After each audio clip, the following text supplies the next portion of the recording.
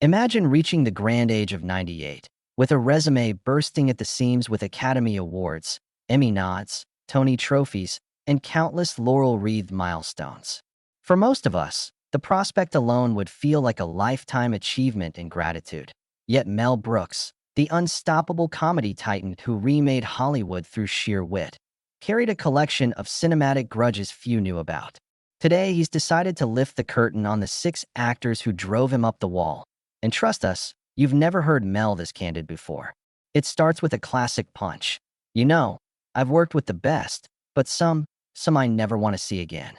Cue the beat of a snare drum, the sense that we're about to step into an unfiltered vault of backstage drama. He leans back, his eyes gleaming over a cane topped with a plastic chicken, because why not? Even at 98, Brooks embodies his trademark blend of irreverence and charm. He clears his throat, and you already feel the tension. Is he about to roast icons or reveal secret betrayals? The first name on his list might surprise you. Mel folds his arms and smirks as he recollects shooting a scene in the early 70s. Picture rocky terrain, a horse, and me in tights. Then enter actor number 1, who insisted the mud be deeper, so he'd look more tortured. Problem was, he forgot to tell the horse. My dear equine friend spent half the day belly flopped. Laughter ripples from the audience as Brooks rolls his head back. I don't blame the horse. I blame the actor for giving him bad direction. He never names the culprit right away, savoring the moment. But insiders have whispered for decades. It was John Cleese in an ill-fated cross-Atlantic cameo that never made the final cut. Transitioning like a maestro, Mel swivels in his chair. Then there was actor number 2. Talent so fierce he thought the only way to prove it was to upstage everyone. I'd be giving a heartfelt monologue, and mid-line, he'd flounce through the background, flapping his arms like a deranged pelican. The audience erupts. He taps his finger like a conductor, keeping an erratic tempo. Listen, I love showmanship. But know when you're on someone else's show. It's like if Beethoven popped into my piano recital, smashed the keys, and said, "Encore." Here he reveals the name. It was Gene Wilder. Oh, he could make you laugh anywhere. But on my set, he was a one-man sideshow. Despite their later friendship, Brooks admits early clashes nearly derailed a legendary pairing. He pauses, his expression shifting, the spotlight tightening around his next anecdote. Actor number 3. Boy, I thought I'd seen dramatics until I met this one. She refused to do the same scene twice, said each line should be fresh, organic, whatever that means.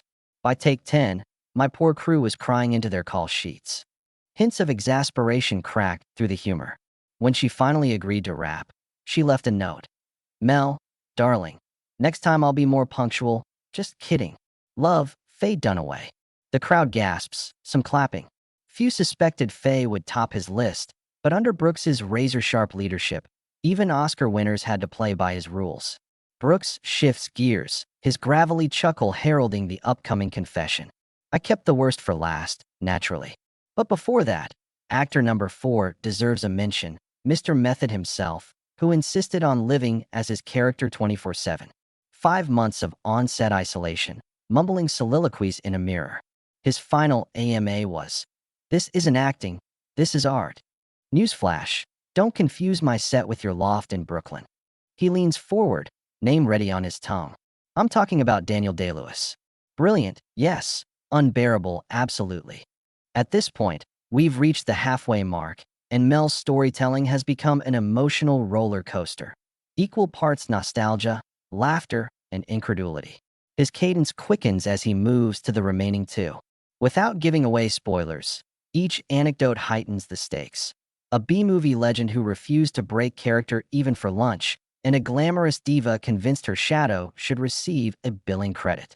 By the time he teases actor number 6, the tension is palpable.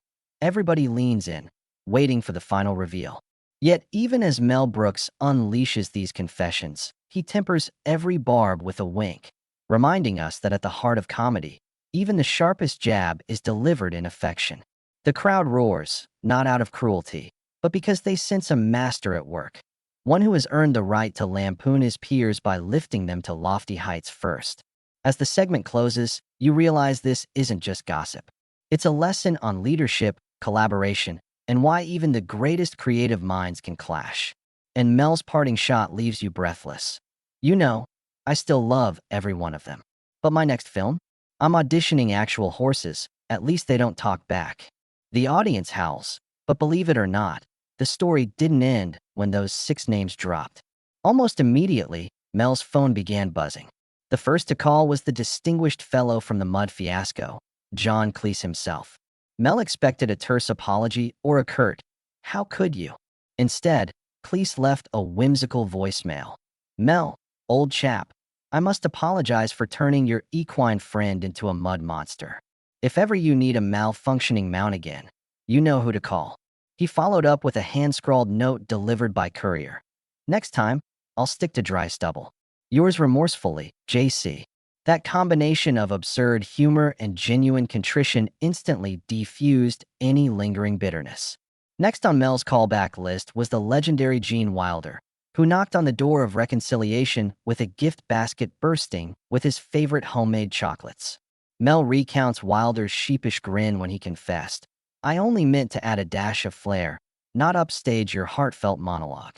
Wilder's chocolate-covered pretzels came wrapped in a card that read, "Let's collaborate again, this time in sync." Even Mel, who prides himself on toughness, couldn't resist the warmth of that olive branch. He placed the basket in his living room, where each sweet treat served as a reminder that creative friction can spark magic rather than resentment. Then came Faye Dunaway, whose reputation for punctual drama preceded her. When Mel finally reached her, she answered the phone in full diva flourish. "Darling Mel, I simply had to perfect each take. I live for unpredictability." She laughed, the laugh of someone who knows she's infuriating yet unforgettable. In her own apologetic letter, she wrote, "Next time, I promise one take, darling." Imagine that. Mel still treasures that letter, framed above his writing desk. It stands as a testament to the fine line between artistic perfectionism and logistical chaos, and how mutual respect can bridge the gap. Daniel Day-Lewis's response was, predictably, meta. He invited Mel to an intimate rehearsal at a London theater, where he performed scenes in character with full period accents. Afterward, Day-Lewis admitted, "I wanted to live truly as Conrad, but in so doing, I lost sight of the set." He then presented Mel with a handcrafted journal bound in calfskin, inscribed, "May you always know when to direct and when to let go." Mel chuckles at the memory. That gesture, equal parts grandiose and sincere, reminded him that method acting and method directing can coexist, but only with clear boundaries. Actor number 5, our B-movie legend, also reached out, Christopher Lee. Lee's voicemail began in baritone theatrics. "I have lived in darkness. I have breathed in shadows, but never did I intend to terrify your production crew." He'd flown in a rare collection of exotic teas as a peace offering, along with a note. "For every eerie sip that kept me in character, let this cup bring you calm clarity." Mel says that each morning, before writing punchlines, he brews Lee's tea and remembers that humor can soothe the spookiest of situations. And then there was the diva whose shadow demanded billing, Elizabeth Taylor. By the time Mel answered her call, she was already speaking in diamonds. "Darling, if you had only seen my souffle at craft services, you'd understand why I couldn't emerge on cue." She sent an opulent string of cultured pearls and a quill-ink letter apologizing for her dramatic slow-motion entrance. The pearls rest in Mel's study as a sparkling reminder that even the most legendary egos have hearts beneath their thespian armor. In hearing these stories, you might think Mel finally regrets spilling such secrets. Yet he insists the exercise in confession became a masterclass in humility for everyone involved. Each actor's response transformed potential grudges into enduring anecdotes that enriched Mel's creative legacy. He realized that the same sparks that ignite artistic tension often fuel unforgettable collaborations, and that a well-timed roast can become a treasured inside joke. This cascade of apologies and offerings taught Mel another lesson. Longevity in any industry hinges on the ability to laugh with and at one another. As he puts it, if you can't find humor in your grudges, you'll never find the grace to let them go. Tonight's broadcast isn't merely about 6 names.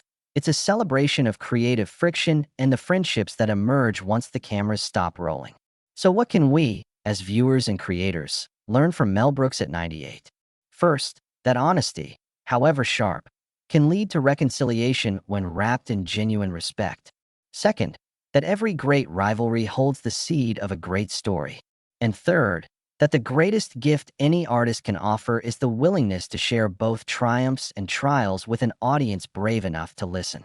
If Mel Brooks can publicly roast icons and then break bread or sip tea with the same legends, perhaps we can apply that lesson in our own lives. Whether you're pitching ideas, building teams, or simply navigating the everyday, a little levity and a lot of grace go a long way toward transforming conflict into camaraderie. Each of those 6 reconciliations unlocked far more than an apology. They revealed defining truths about collaboration, ego, and the fragile alchemy of creativity.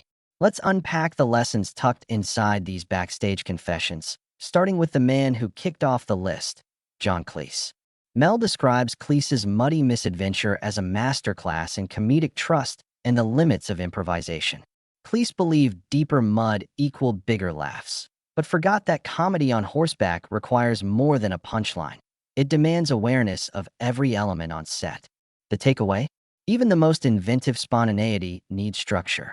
In our own teams, we can celebrate wild ideas, but we must also map out their impact on others. A brilliant quip isn't worth the cost if it derails an entire sequence. Moving on to Gene Wilder, Mel's upstaging virtuoso. Wilder's flair taught Mel that charisma can enchant or overwhelm, depending on timing. Wilder burst through backgrounds with gleeful abandon, but at a point when minimalism would have made the hero's moment land harder. From this, Mel learned that in ensemble work, each artist needs to calibrate their spotlight. If you're gifted with the brightest beam, use it to illuminate others instead of eclipsing them.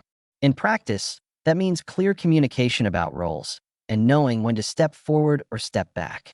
Faye Dunaway's insistence on a single, fresh take illustrated the tension between perfectionism and practicality. In her mind, every word had to be rediscovered, but the production schedule couldn't pause for endless retakes. Mel realized that authenticity thrives under constraints.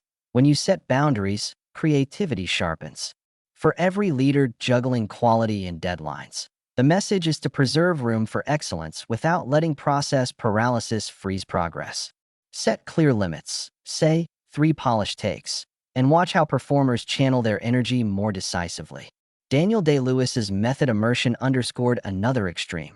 Total buy-in can blur the line between art and operation. His commitment to living as Conrad showcased the power of deep character work, but also its capacity to disrupt group synergy. Mel had to draw a boundary. Passion is invaluable, but not when it isolates individuals from the collaborative whole. For teams wrestling with zealots who dive too deep, the advice is to craft safe zones, dedicated rehearsal time where wild exploration is okay, and then agreed-upon cutoffs when everyone reconvenes for the group objective. Christopher Lee's haunting dedication to his B-movie persona taught Mel about the dual edge of excellence.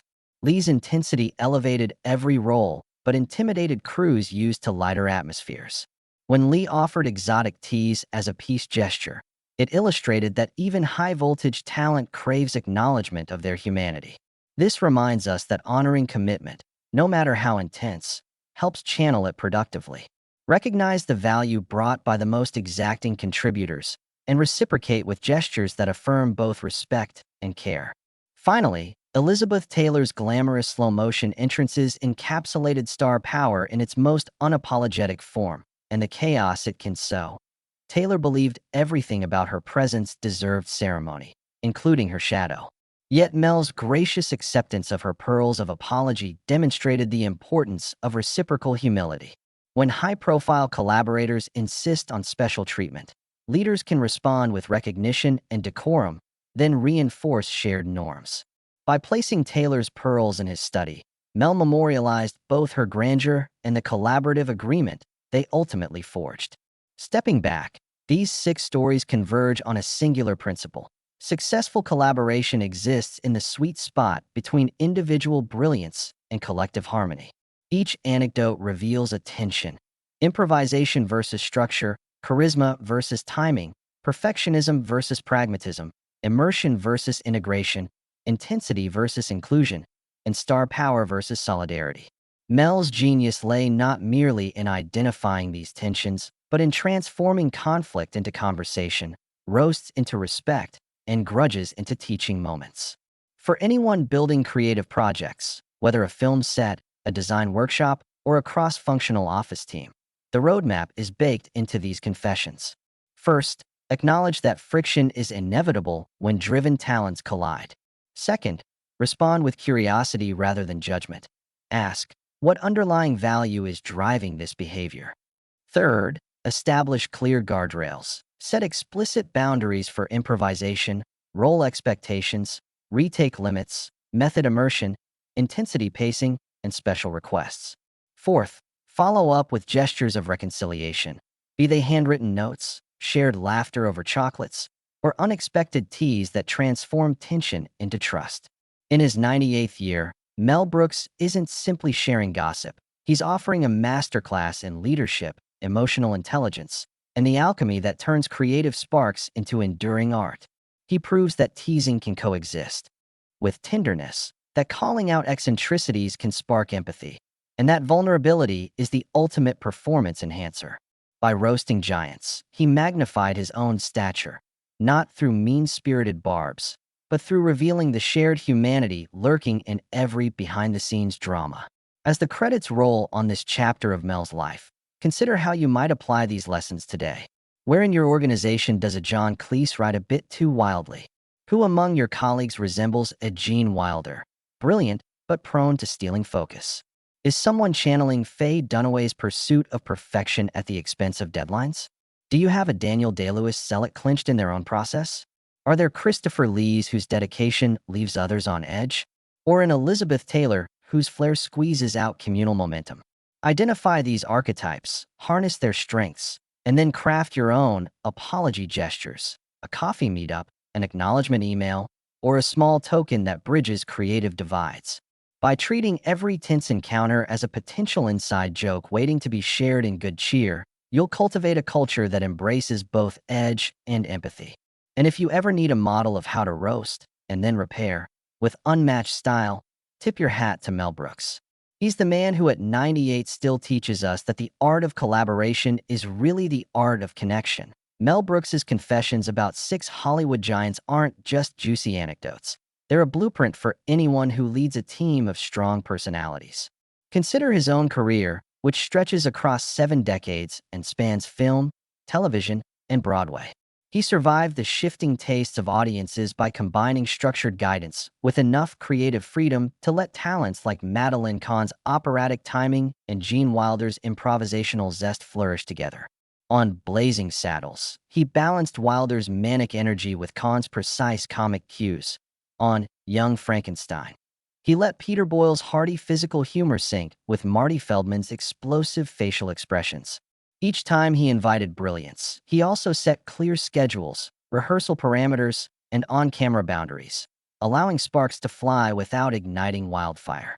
If you're eager to apply Mel's method in your next project, be it a film set, a product launch, or a community initiative, start by drafting a concise collaboration charter.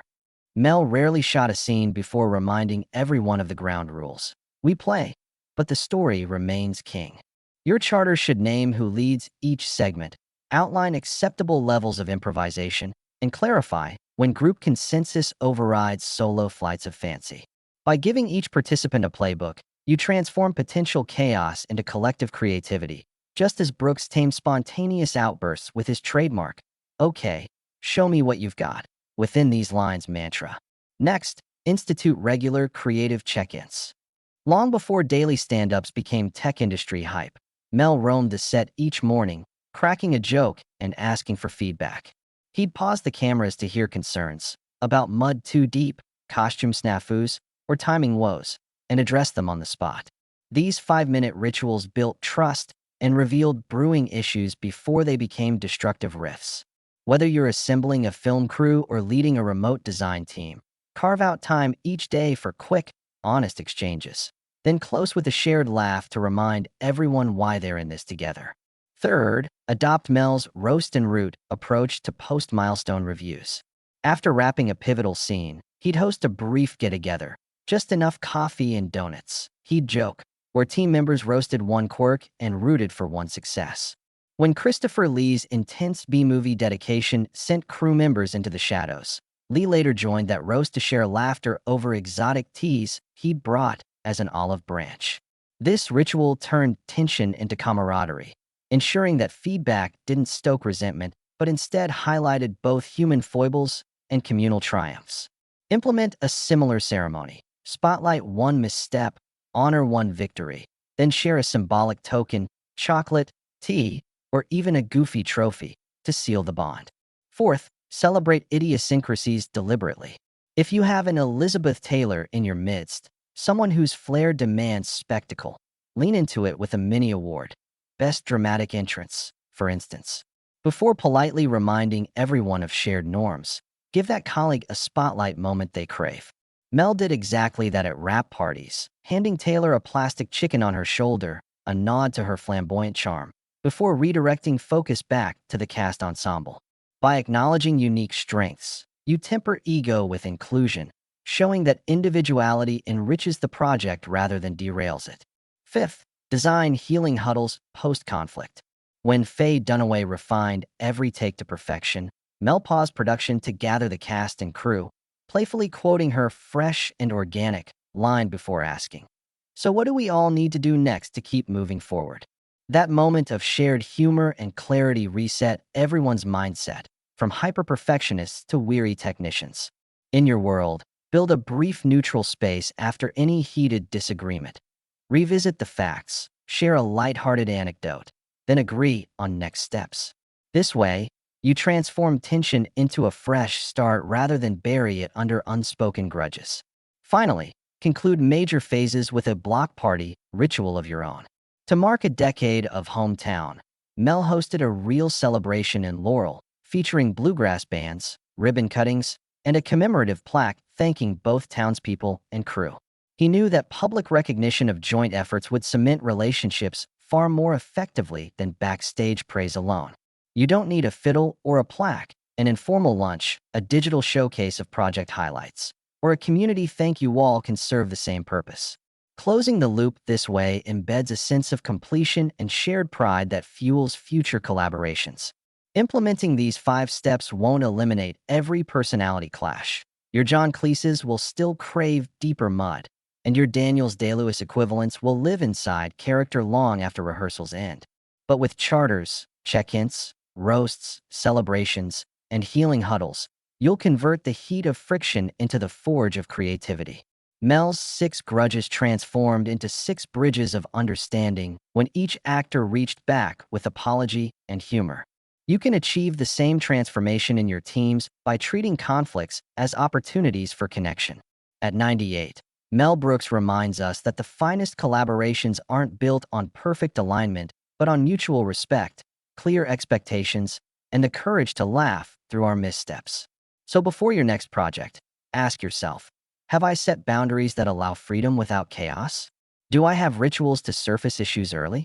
Am I ready to roast mistakes gently and root for victories? Will I honor quirks while steering the collective vision?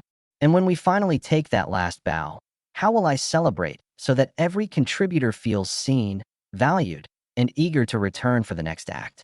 Even as we near the culmination of this glimpse into Mel's private Rolodex of grudges, it's important to remember that these stories aren't dusty artifacts. They breathe relevance into any modern collaboration. Take, for instance, the startup struggling to align a visionary CEO with a detail-driven engineering lead. The tension mirrors Brooks's John Cleese moment.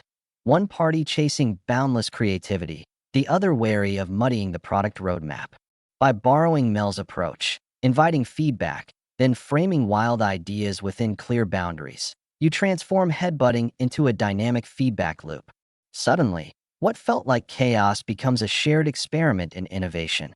The muddy boots are optional, but the willingness to listen is mandatory. Similarly, imagine a nonprofit coordinating a fundraising gala where the social committee chairman yearns for a grand entrance, akin to Elizabeth Taylor's dramatic flair. Rather than shutting down his ambition, assign him the role of master of ceremonies. Let him shine under a spotlight you control. This echoes Mel's roast and root ritual. Celebrate the eccentricity first, then redirect it toward collective goals. The chairman gets his dramatic moment, the program stays on schedule, and attendees depart raving about both showmanship and seamless logistics. In this way, Brooks's pearls of wisdom sparkle beyond Hollywood sets, illuminating strategies for diplomacy in any context. Consider next the instance of a remote design team with a method actor of UX, someone so immersed in user personas that they neglect deadlines. The Daniel Day-Lewis anecdote teaches us to carve out dedicated deep dive days. Let that individual explore personas to their heart's content, while the rest of the team sticks to sprint cycles. At day's end, convene in a group shareback. The zealot reveals insights, and everyone discusses how those ideas integrate with ongoing work. This balances immersion with integration and transforms what might feel like an isolation chamber into a creative incubator. Brooks's lessons also shine in high-pressure events, such as product launches or political campaigns. A charismatic spokesperson may crave center stage like Gene Wilder, risking overshadowing the collective narrative. Instead of imposing a gag order, lean into Brooks's creative check-in. Host a morning huddle. Ask everyone to share one highlight and one concern, then explicitly slot the spokesperson's energy into the grand reveal. That way, their charisma boosts the message rather than hijacking it.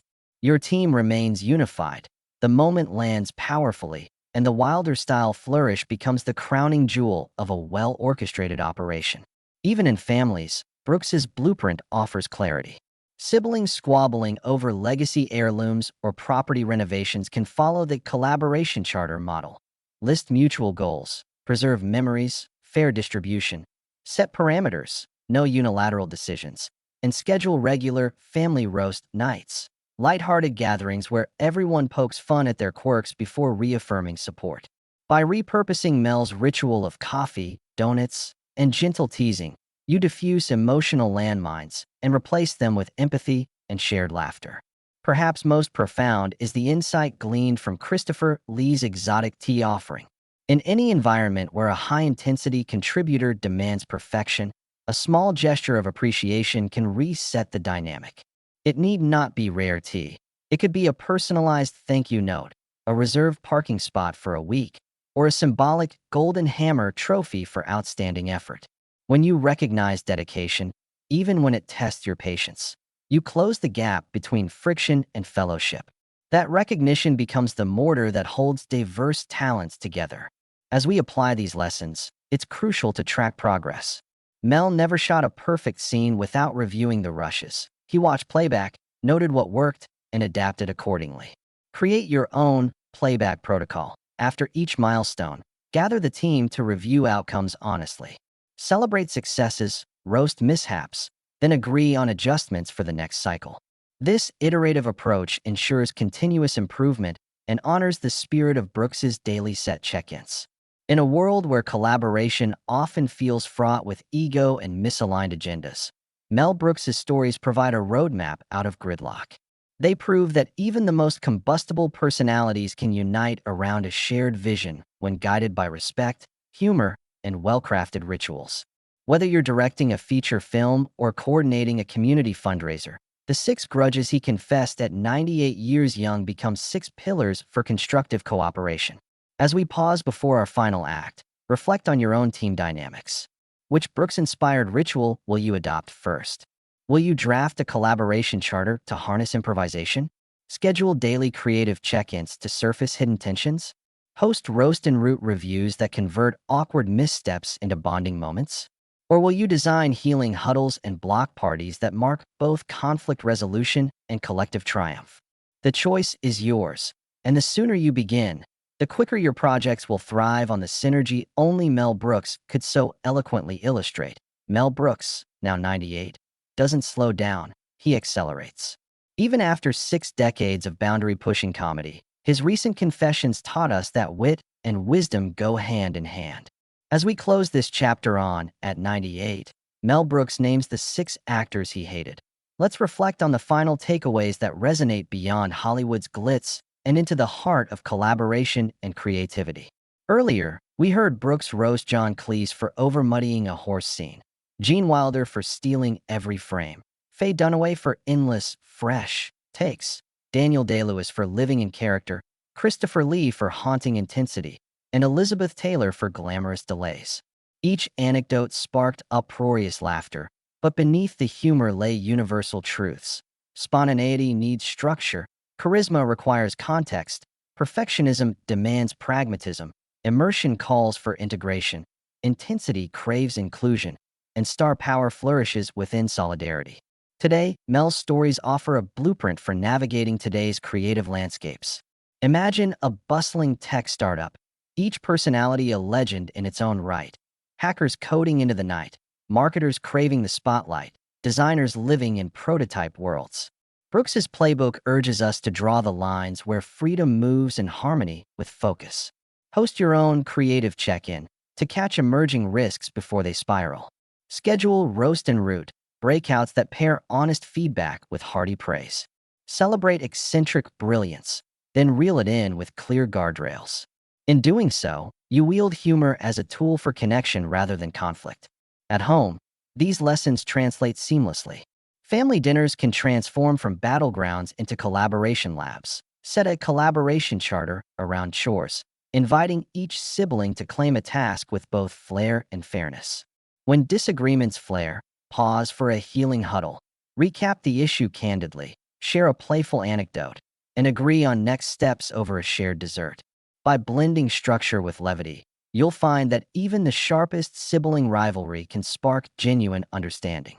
In communities, Brooks's ethos shines through volunteer projects and neighborhood renewals. Appoint an improvisation captain to capture fresh ideas, maybe a mural painted spontaneously on a Saturday morning, but then ensure each vision aligns with a master plan for safety and sustainability. After a storm relief effort or garden build, host a block party to recognize contributors, share stories of perseverance, and unveil a plaque that immortalizes communal triumphs. When gratitude is public, pride unites rather than divides. Within corporate boardrooms, the same principles can untangle sticky egos. Invite your own method actor to coach sales teams on immersive pitching, then remind them of the sprint schedule that keeps pipelines flowing. Gift your most intense performers a symbolic token, like Christopher Lee's exotic tea, that acknowledges devotion while fostering calm focus.